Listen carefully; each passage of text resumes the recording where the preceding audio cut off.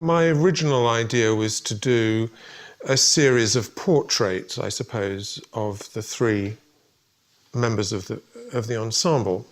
But quite rightly, I think everybody was a little bit resistant to that. My reason for doing that is that I think that in some ways I'm very much more interested in the humanity of music than music as an abstraction. And I wanted to involve the idea of the musicians actually being people. So the pieces become rather like those valise objects which Marcel Duchamp and Joseph Cornell constructed, which are basically suitcases filled with objects. And so this is like a kind of concert, or potentially more than one concert, because there are quite a lot of pieces finally, which are objects. Part of the subjects of these objects were chosen by the musicians.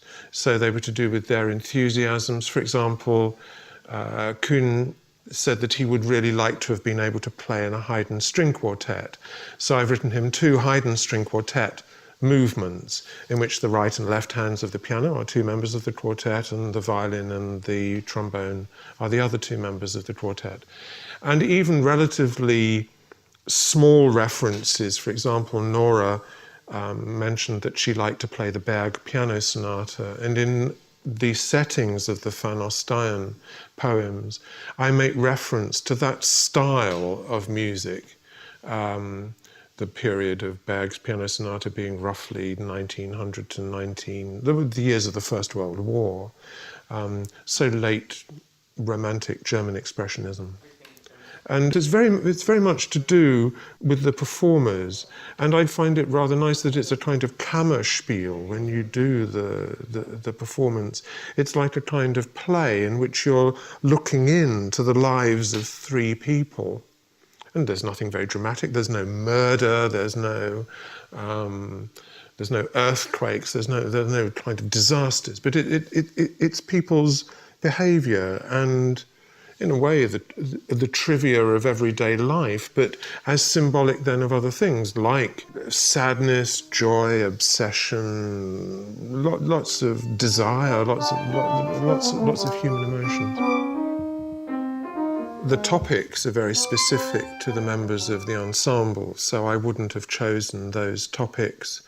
But then that's the whole idea. If I take my camera out to capture a certain kind of a thing, then I don't turn it on myself. I turn it on my subjects, my victims, perhaps. For my own choice, I rather like to work in this way, and I think that's because it's connected to my own background. My father was a photographer. He was a documentary photographer.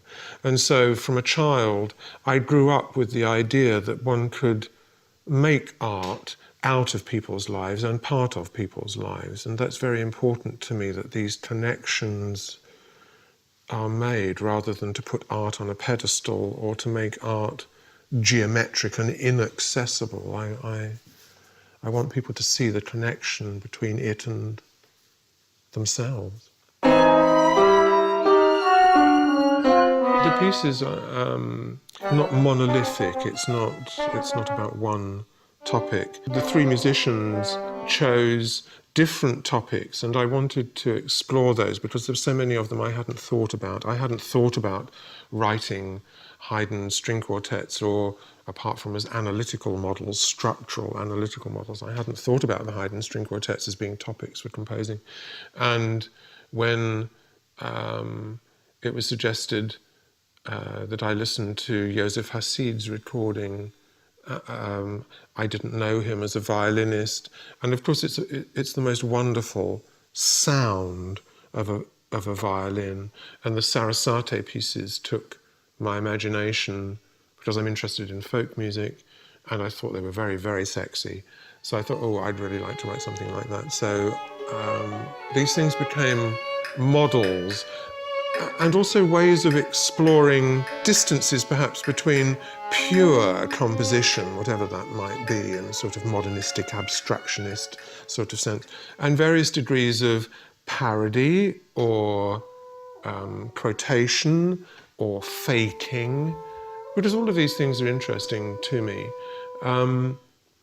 Supposing I fake a Spanish dance, which actually I do in the course of the piece, all the material is actually original. I made it all up, but if you listen to it, you might think, oh, it's a lost Spanish dance by Sarasate, or somebody trying to do that idiom at that time. So there are these streams of music. There's a stream which is Irish protest songs, again, partly my reminiscences of Cornelius Cardew doing that, which made a great impact on me at the time he was doing it.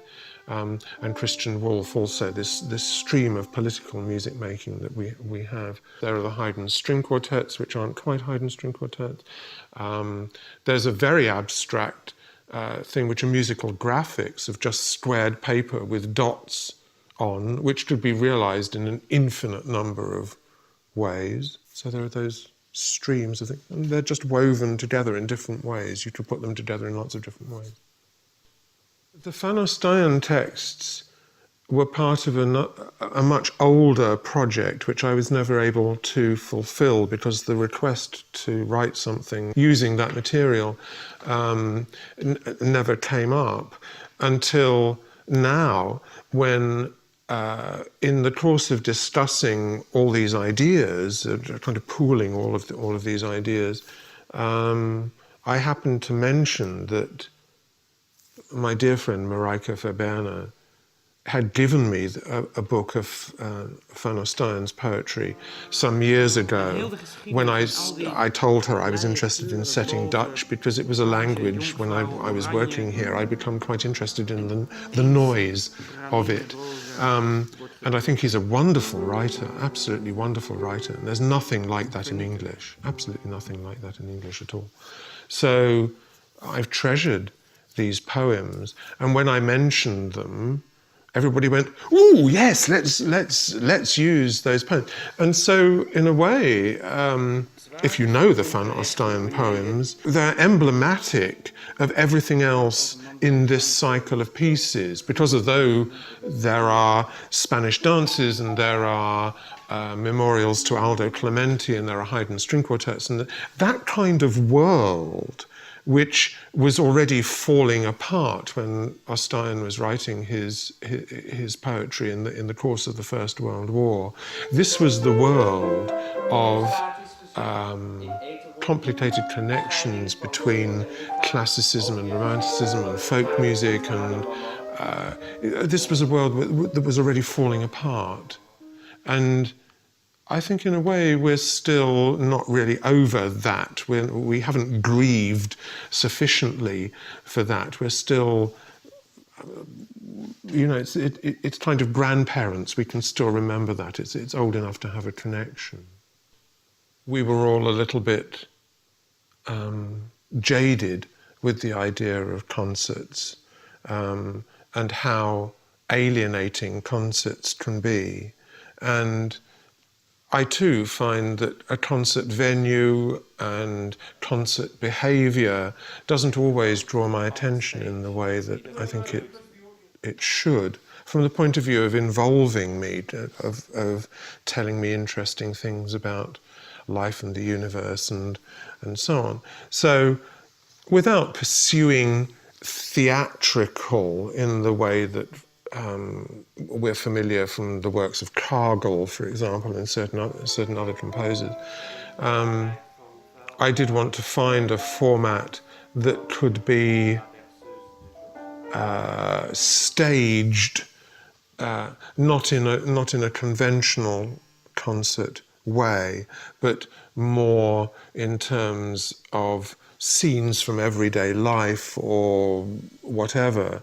And Nora or somebody else came up with this wonderful idea of this table, which can have objects on it and at which you can sit. And so immediately for the audience, there's something else happening than just the instruments. And I don't think that's a cop-out in any way. It's not saying, oh, you know, leave concerts behind, because actually the whole point of these pieces and their particular engagement with memory and history and the past and the present is a musical one. It's very much about music.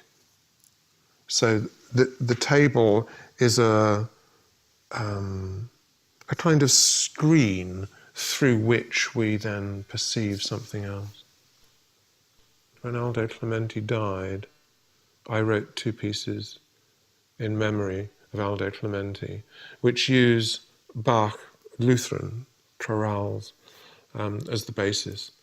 That was my contribution to the pool of things. Aldo Clementi was introduced to me by David Osmond Smith, who was a colleague of mine, musicologist colleague of mine at Sussex University. I knew Aldo's music from scores and recordings because I'd studied in Italy. When I finished at the Royal College of Music, I went to study in Italy in 1968. So I knew Clementi's music from that period. But it's not music which is played very much in England. And I had met Aldo in Paris, and I'd met him then, later, thanks to Richard Steinitz and the Huddersfield Festival. There were 2 years, I think, when Clementi's music was finally played in England. And unfortunately, it made very, very little impact on the musical establishment, so it's still almost an unknown thing. But I feel it's very, very precious music, again, because it's very personal. It's about mortality. It's about negative qualities. So of course it doesn't appeal to these dreadful commercial people who want everything to be smiley, smiley and happy, happy, because that's what art is, a kind of diversion from life. And I'm not saying life is all miserable either, but simply that things die, and to recognize the beauty of a lot of things that we have, I think it's necessary to remember that life is also about that progression. Eventually it's not there anymore. And Clementi's music tells you that very powerfully and very economically, much more economically than I'm now doing with words, I'm afraid. We never talked about that when we were talking about this piece, but of course there are complex things in it. There are complex rhythms, there are difficult things to do, and hopefully when one has resolved how to do those things, they fall into a kind of place which is meaningful, and they don't remain isolated as complex things. And recently, Stephen Hawking, who's an amazing scientist, physicist, has said that the universe is a complex place, as if he'd suddenly thought of it. But of course it's a complex place. What on earth would you expect it to be? The historical truth of the matter is that Brian Fernio and I grew up during a period of evolution in English music when the music of Charles Ives and Stockhausen and Boulez was current to an extent that it isn't now, and it represented possibilities and expansions of the element of time and duration and just space, when people were not giving that very much consideration. Because, as you know, a lot of music is just simply, or this doesn't interest me terribly much. I mean, I don't mind that, but I'm not terribly interested in it. I'm interested in the speed at which things move and things which have irregular patterns.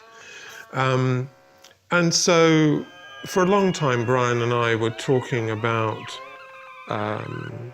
masses of things happening or highly detailed configurations. I mean, this is to go back to 1966, you know, it's nearly 50 years ago already. And then suddenly, much later than that, in the mid-1980s, there was perceived a reaction to serialism, integral serialism, the serialism of Darmstadt and Boulez. And I think actually Brian and my idea about musical complexity comes actually from historical sources in English music, like the Eton Choir Book and the music of Tallis and Shepherd and other composers who used very detailed, very convoluted music, which is like a hedgerow in which lots of different wild plants are somehow finding coexistence. It's very beautiful, but very tangled. And are we not all rather complex people? I wouldn't want to meet somebody and then think, oh, they're simple. Because what would that mean? I like the complexity, I like the depth, I like the variety. And so this has evolved now into a position where people go, they're complex, you know, it's too difficult, it's going to take 3 hours of rehearsal instead of 3 minutes of rehearsal, and therefore that's a bad thing. Is it? I'm not sure. Mozart, let us remember, was famously criticised, as was Bach, for being too complex, too many notes, my dear Mozart. Just the right number, Your Majesty, Mozart said. So one does what one observes happening. And the complexity is not an issue to me. I don't sit down in the morning and think, how can I write the most complex thing that's ever been written? 64 notes in the time of 61 notes. Nobody will have ever done that before, and they're going to get a real headache working that out. I mean, can you imagine anything more stupid? So I am a little bit dismissive, and I get a little bit worked up about that because I think it's a misrepresentation of all the other things that I think I can do. I dare you. That's the real violin player. I really that's so sexy. That's what we're for. I rather resent this idea that we can belittle art by putting it somewhere in the position of a chocolate cake and thinking that that's actually simple because you can eat it in one bite. I don't think good music is ever digestible in one bite.